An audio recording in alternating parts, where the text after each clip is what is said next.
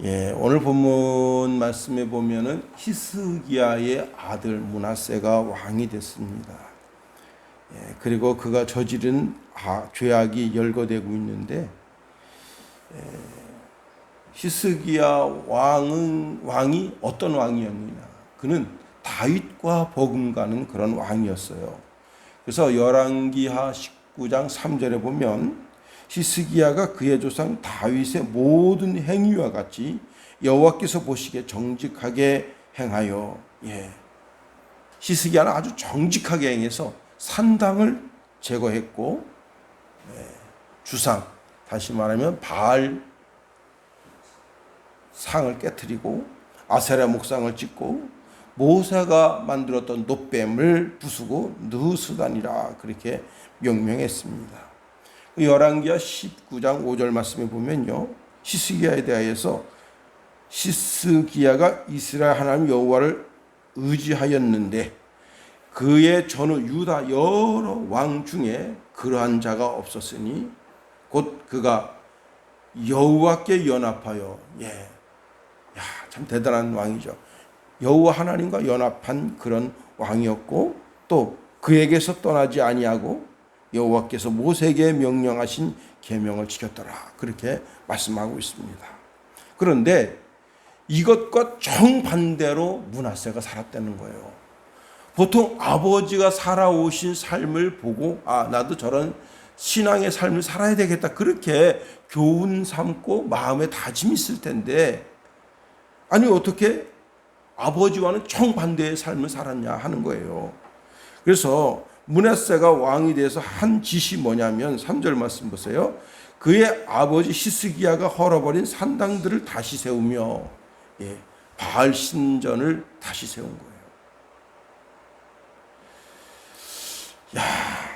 이것은 여호와 하나님을 의지하지 않고 애굽을 의지하는 어리석음을 스스로 드러낸 거예요. 하나님께서 애굽 의지하지 마라 이게 왜? 애굽은 꺾인 갈대와 같다 그랬어요. 그래서 그것을 의지하는 자는 이 갈대가 꺾이면 어떻게 되겠어요? 탁 의지해서 지팡이처럼 의지하려고 딱 할 때 그 꺾이게 확 제껴지면서 손을 다치게 한다. 손을 다친다는 것은 뭐예요? 사람이 손은 힘을 의미하는 것인데 결국은 네 힘이 연약함을 보이게 된다는 거예요. 오직 여호와 하나님만 의지해야죠. 만군의 주여 여호와 하나님만 의지해야지 애굽을 은근히 의지하는 거예요. 왜? 주변에 여러 나라가 있습니다. 내가 애굽하고 친하면 어떻게 되겠어요? 이 나라들이 아스루가 또 블레셋이 여러 나라들이 나를 침공해 오지 못하겠지 하는, 내가 애굽하고 친한 걸 우리나라 보세요. 우리나라가 지금 미국하고 친합니다. 지금 문재인 정부 들어서는 조금 문제가 있는 것 같긴 하지만 그래도 어쨌거나 미국하고 친하니까 일본이 깜짝대지 못하잖아요. 중국이, 북한이, 러시아가 깜짝대지 못하잖아요. 그런 가운데 우리나라가 번영을 이룬 것 아니에요. 그런 비슷한 정책을 지금 므낫세가 펴려고 하는 거예요. 특별히 이제 아스 왕 때에 애굽과 친해지면서 당시 아수르의 침공을 막아내려고 했던 그 세력들이 있었어요. 왕이 어떤 결정을 할 때 그냥 자기 독단적으로 하는 것이 아니라 이제 대신들의 말을 듣잖아요. 대신들이 이렇게 하시면 되겠습니다. 애굽하고 친해지면 아수르가 감히 우리나라를 쳐들어올까요? 그렇게 해서 이 므낫세가 애굽이 좋아하는 바알 신전을 새롭게 한 겁니다. 거기서 끝나지 않았어요. 더 나아가 아합의 행위를 따랐다고 말씀하고 있네요. 3절 중간절에 보면 이스라엘의 왕 아합의 행위를 따라 바알을 위하여 제단을 쌓으며 아세라 목상을 만들며 하늘에 1월 성신을 경배하여 섬기며 그랬습니다. 바알단을 쌓고 아세라 신전, 아세라 목상을 만들고, 그리고는 하늘의 1월 성신을 경배했다. 이 므낫세가 한 죄악 가운데 가장 도드라지는 죄악이 일월 성신을 섬긴 거예요. 이 유다는 일월 성신을 섬기지는 않았었어요. 그런데 일월 성신을 섬긴 것은 므낫세가 저지른 죄악 가운데 가장 독특한 그런 죄악이다 할 수 있습니다. 그리고 정말 무서운 것은 6절 말씀 보세요. 또 자기의 아들을 불 가운데로 지내게 하며 점치며 사수를 행하며 신접한 자의 박수를 신임하여 여호와께서 보시기에 악을 많이 행하여 그 진노를 일으켰으며 7절 또 자기가 만든 아로새긴 아세라 목상을 성전에 세웠더라. 예.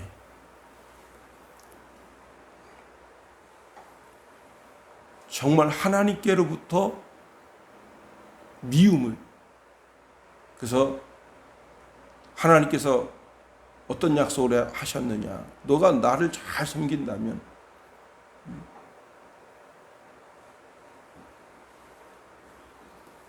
그 대가 끊이지 않게 해주시겠다고 약속하셨음에도 불구하고 이제 어떻게 하시느냐, 예루살렘과 유다를 그릇을 씻는 것처럼 깨끗하게 씻어버리겠다는 거예요. 그게 뭐예요? 이 남방 유다 백성들이 바벨론으로 끌려가게 되는 그런 이유가 되는 거예요. 참 기가 막히죠. 7절 중간절에 보니까 옛적에 여호와께서 이 성전에 대하여 다윗과 그의 아들 솔로몬에게 이르시기를 내가 이스라엘의 모든 지파 중에 택한 이 성전과 예루살렘에 내 이름을 영원히 둘지라. 하나님의 이름이 있는 성이다 이거예요. 하나님의 이름이 있는 성전이다. 그런데 거기에 우상을 가득하게 만들었다. 그리고는 자기 아들을 불 가운데 지나가게 한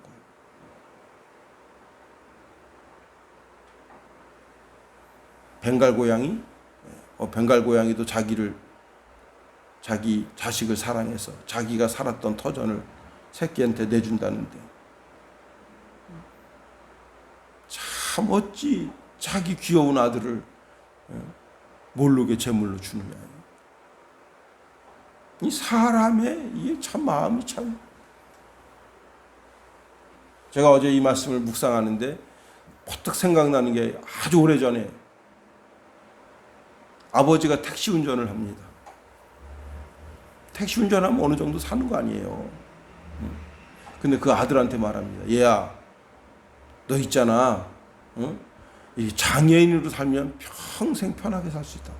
그래서 아들 다리를 자르는 거예요. 참나. 그럼 미친 아버지가 어디 있어요? 그래서 철도에서 두 다리 잘렸다 하라. 그 도끼를 자른 거예요. 미친놈입니다. 미친놈. 그 악령, 사탄의 영이 들어가지 않고서 어떻게 그렇게 하냐 말이에요. 장애인으로 평생 사는 게 편하게 사는 거예요.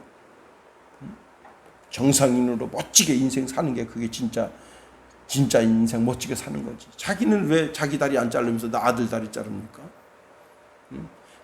그 집안에 장애인이 있으면 있는 그 혜택 그런 걸 좀 보려고 그 못된 짓을 한 거예요. 인간이 참.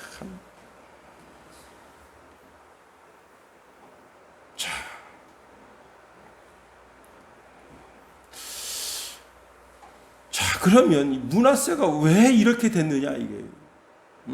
오늘 그 이유를 한번 살펴보려고 하는 거예요. 아니 히스기야가 그렇게 훌륭한 신앙이 있는데 어떻게 이런 아들이 그 배에서 나왔냐 이 말이에요. 히스기야가 하나님께로부터 15년의 생명 연장을 받고 낳은 아들이 므낫세입니다. 그러니까 이 아들이 보통 아들이 아니에요. 그런데 아버지가 죽고 난 후에 이 아들이 12살 때 왕이 됩니다. 그런데 저렇게 철저하게 우상 숭배를 하다니 무슨 뜻이에요? 신앙교육이 안 돼 있다. 신앙교육. 왕제가 될 사람이니까 여러 교육을 시킵니다. 경제, 문화, 사회, 국방, 예술 다 교육을 시키는데 정작 시켜야 될 신앙교육은 안 시켰다. 하나님께서 뭐라 말씀하십니까? 응? 너가 너 집 안에 있을 때 그 아들 귀에 성경 말씀을 읽어 귀에 들리게 하라는 거예요.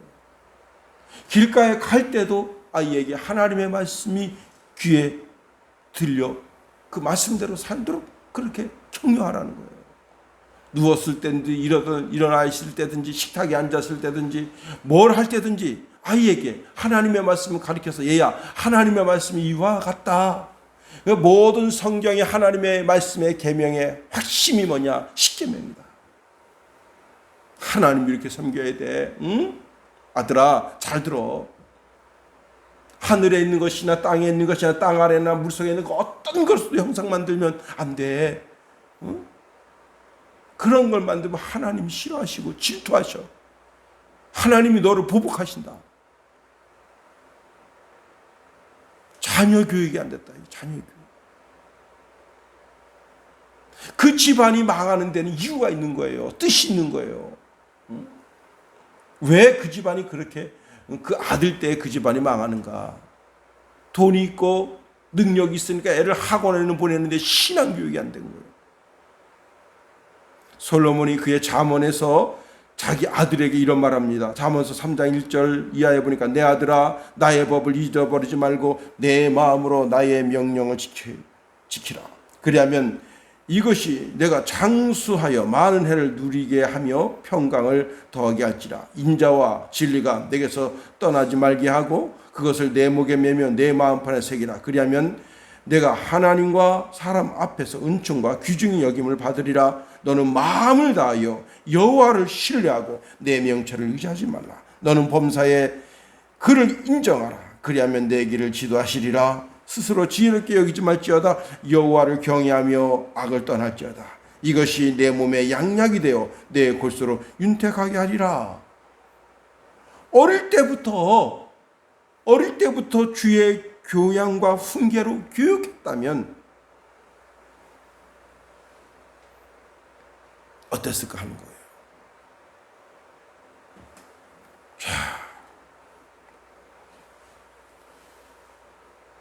제가 부목사 때 그 요한이라고 하는 애기가 있었는데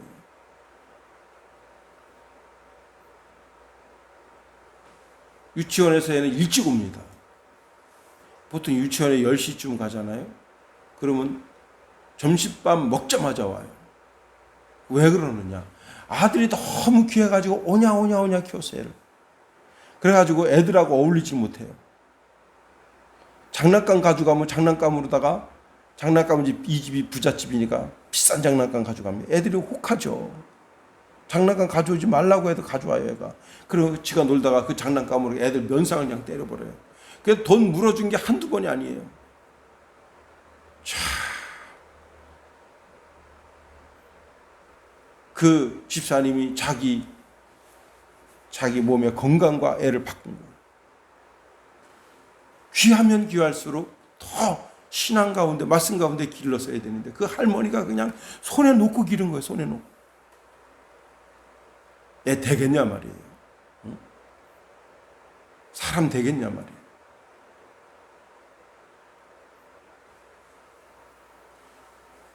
오늘 문화세가 그와 같은 거예요. 너무 귀하니까.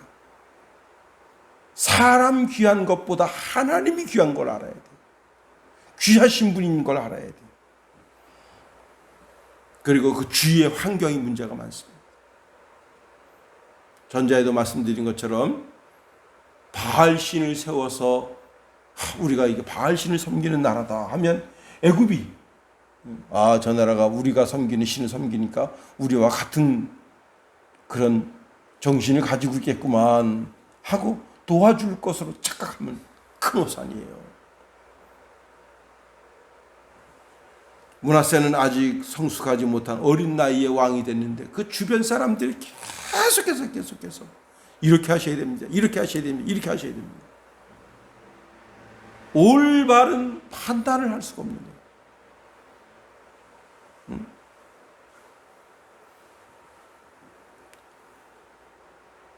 한쪽 편에 너무 치우쳐져 있는 생각을 일방적으로 대신들이 주입하다 보니까 왕이 그래야 되는구나.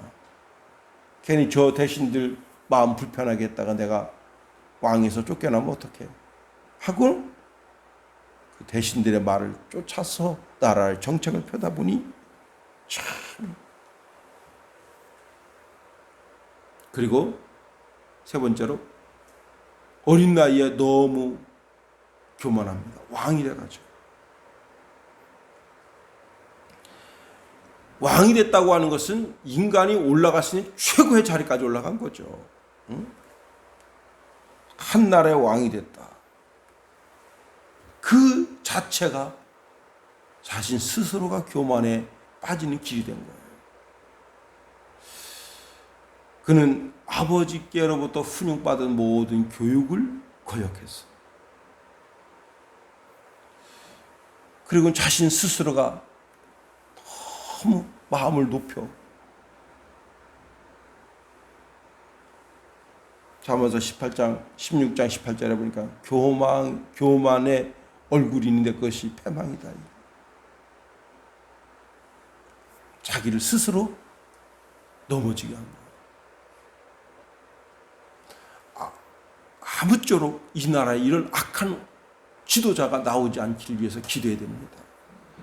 비록 악한 지도자가 나왔을지라도 많은 백성들이 옳은 길로 지도자들 이끌어갈 수 있어야 되는 거예요. 오늘도 우리가 하루를 준행합니다. 므낫세 같은 그런 악한 지도자가 나오지 않기 위해서 기도하며 또 나 자신은 또 그와 같지 아니한가 나 자신을 살펴서 늘 겸손과 온유로 준행하는 주의 백성 다 될 수 있게 되기를 예수님의 이름으로 축원해 드립니다. 주기도문 하겠습니다. 하늘에 계신 우리 아버지의 이름을 거룩하게 하시며 아버지의 나라가 오게 하시며 아버지의 뜻이 하늘에서와 같이 땅에서도 이루어지게 하소서. 오늘 우리에게 일용할 양식을 주시고 우리가 우리에게 잘못한 사람을 용서하여 준 것 같이 우리 죄를 용서하여 주시고 우리 시험에 빠지지 않게 하시고 악에서 구하소서. 나라와 권능과 영광이 영원히 아버지의 것입니다. 아멘.